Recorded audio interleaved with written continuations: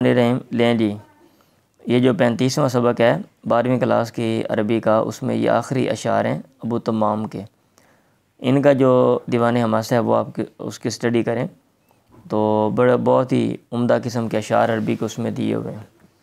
تو یہ اشعار ہم پڑھتے ہیں کیونکہ اس کی زبان ذرا تھوڑی سی مشکل ہوتی ہے اور اسٹرکچر عام جو زبان ہے اس سے ہٹ کے، تو اس میں ذرا زیادہ انسان کو ذہن لڑانا پڑتا ہے۔ ایک تو زبان بیسک جملوں کو سمجھنے میں، اور پھر اس میں چونکہ استعارات، مجازات، کنایات، تشبیہات ہوتی ہیں، یہ والی چیزیں بھی۔ اب چونکہ آپ بیسکلی بنیادی شاعری آپ پڑھ رہے ہو، اس میں جو ترجمہ وہ آپ نے دیکھنا ہے، اور اس لیول میں یہ جو آپ کا لیول ہے اس میں یہ چیزیں نہیں ہیں، میں وہ باقی چیزیں اس میں نہیں ڈسکس کرتا۔ یہ جو اشعار ہیں یہ ارادے اور پکے ارادے اور بلند ہمتی کے بارے میں ہیں۔ آپ کا ارادہ پکا ہونا چاہیے اور آپ کے جو عزائم ہیں وہ بڑے بڑے ہوں، زندگی میں بڑے کام کرنے۔ ان کان غیرک الاسرو اوین اسراء والنعم، ان کان غیرک الاسراء والنعم فلم یغیرنی ان محتد الادم۔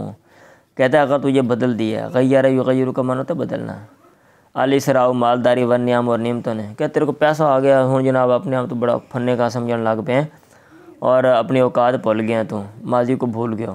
اگر مالداری اور نعمتوں نے تجھے بدل دیا، فلم یغیرنی ان محتدی، مجھے نہیں بدلا میری اصل سے العدم، مال کے نہ ہونے نے۔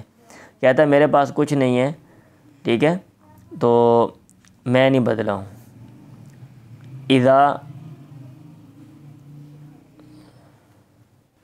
یہ جو ہے نا، یہ لکھا ہوا ہے اصل میں اذا اناخا، ایسے ہونا چاہیے میرے حساب سے، یہاں پہ تھوڑا سا نا اس میں مسٹیک ہے۔ اذا اناخا علی الدہر کلکلا قراء صبرا وعزما منی الکرم۔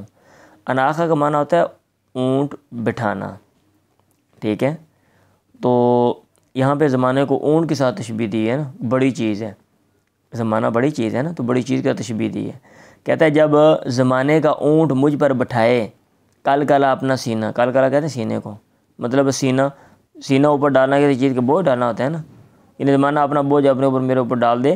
کراہ صبرا وعزما منی الکرم، کرا کا معنی ہوتا ہے یہاں پہ ضیافت کرنا، کرا یا کری، تو اس کی ضیافت کرے گی، کیا چیز ضیافت کرے گی؟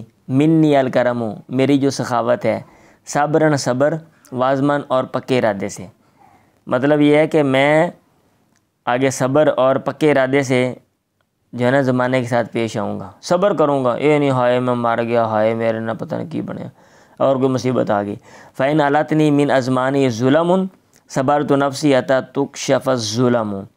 فَإِنْ عَلَتْنِي، اور اگر میرے اوپر غالب آ جائیں، عَلَا یعلو کا معنی ہوتا ہے غالب آنا، اس کے من ازمانہ، فَإِنْ عَلَتْنِي مِنْ أَزْمَانِي ظُلَمٌ، اگر میرے اوپر غالب آ جائے، من ازمانہ، یہ زمان کی جمع ازمان بھی آ جاتی ہے، اس کے زمانوں میں سے، اس کے زمانوں کی طریقیاں، یہ ظلمت کی جمع ظلمون ہے، اگر زمانے کی طریقیاں مجھ پر غالب آ جائیں، ترجمہ اس کا یہ ہے، صبرت نفسی، میں اپنے آپ کو روکوں گا، اپنے نفس کو، حتیٰ تکشف الظلم، یہاں تک کہ طریقیاں جو ہیں وہ چھٹ جائیں، ختم ہو جائیں، دور ہو جائیں، تکشف ہٹا دیے جائیں، دور ہو جائیں۔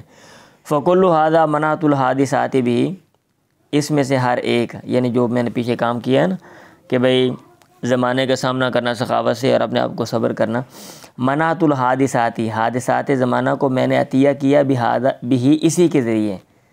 فکل ہادہ، یعنی یہ جو پیچھے والی باتیں ہیں ان میں سے ہر ایک بات بھی اس کے ذریعے، منعت الحادثات، میں نے حادثات کو عطیہ کیا ہے، یعنی حادثات میرے ساتھ پیش آئیں تو میں نے آگے گفٹ میں جو چیز بدلے میں دی ہے وہ یہ ہے، صبر ہے اور کیا کہتے ہیں سخاوت کے ساتھ ضیافت کرنا ہے۔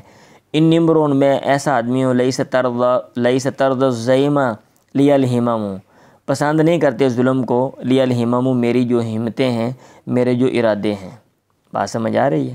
تو یہ بہت خوبصورت اشعار ہیں، اور اچھا جو ہے نا عربی زبان کو اچھے طریقے سمجھنے کے لیے آپ کو نحو صرف آنی چاہیے، اور اس کے علاوہ جو ہے نا نثر کے ساتھ ساتھ آپ جو اشعار ہیں وہ پڑھیں، اشعار کی جو کتابیں ہیں وہ، اور ان کی جو ایکسپلینیشن جو لکھی ہوئی ہیں، تشریحات کی جو بکس ہیں، جو گائیڈز ہیں وہ پڑھیں، پھر آپ کو زبان اچھی آتی ہے۔